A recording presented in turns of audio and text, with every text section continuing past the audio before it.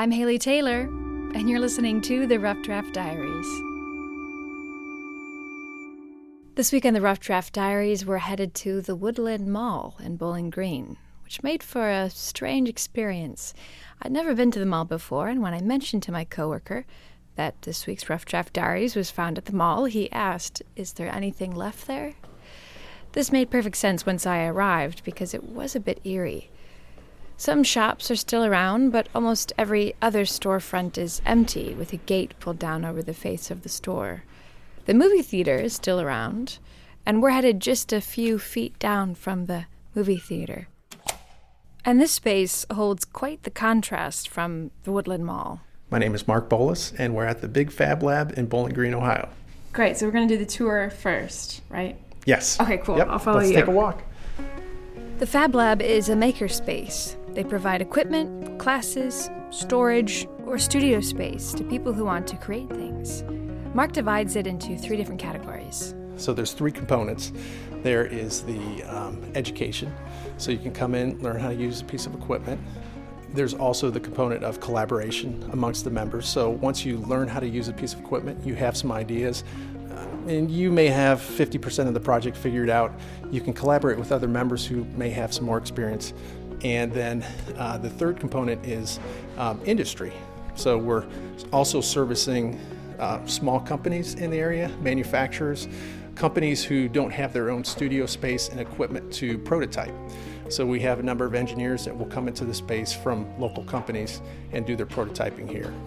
So to cover those 3 areas of interest, the Fab Lab has to be pretty big and multifaceted, which it is. There's a sewing area, a label maker, they've got a pottery space, a junk section. They have available office space, a 3D printer, computer room, photography room, and a laser engraver, which was just in use before we got to it. Wow. So that's where that kind of burny smell is coming from? Yes. This guy? Yeah, we just had a member in here that was doing some work on plexiglass, and that's what we smell right now. Gotcha. After touring the full room and seeing all the sections neatly organized in their own space, I was shocked to find out our tour wasn't done yet.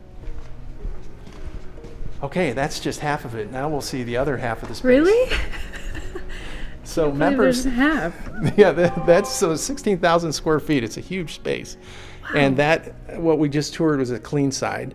So if you're working on something that's not too messy or you're not making a lot of noise, you do it on this side. The other side of the space, you have to go through a hallway to get there, has a kitchen, a metal shop, a finishing room, and a wood shop. The scope of the Fab Lab is quite astonishing, especially when you realize it's only been open to the public for the past 4 years. Mark, however, got the idea to create this space about 6 years ago, when, as an engineer, he was having a hard time finding a space to create prototypes for his business. I found myself seeking out a cooperative space, a shared space.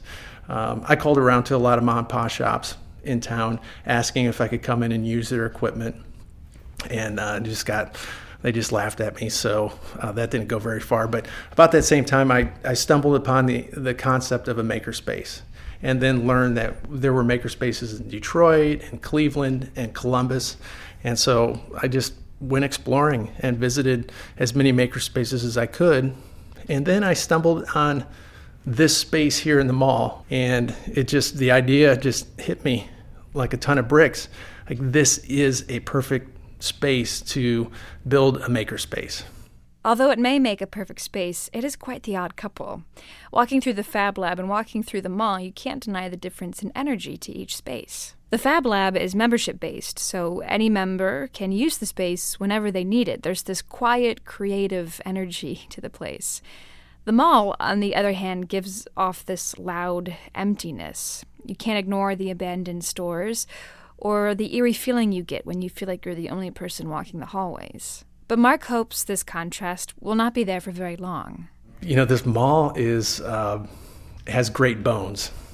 You know, yes, retail is not working for indoor malls at this time. But I really believe, my vision is that we could possibly change this mall into a business center.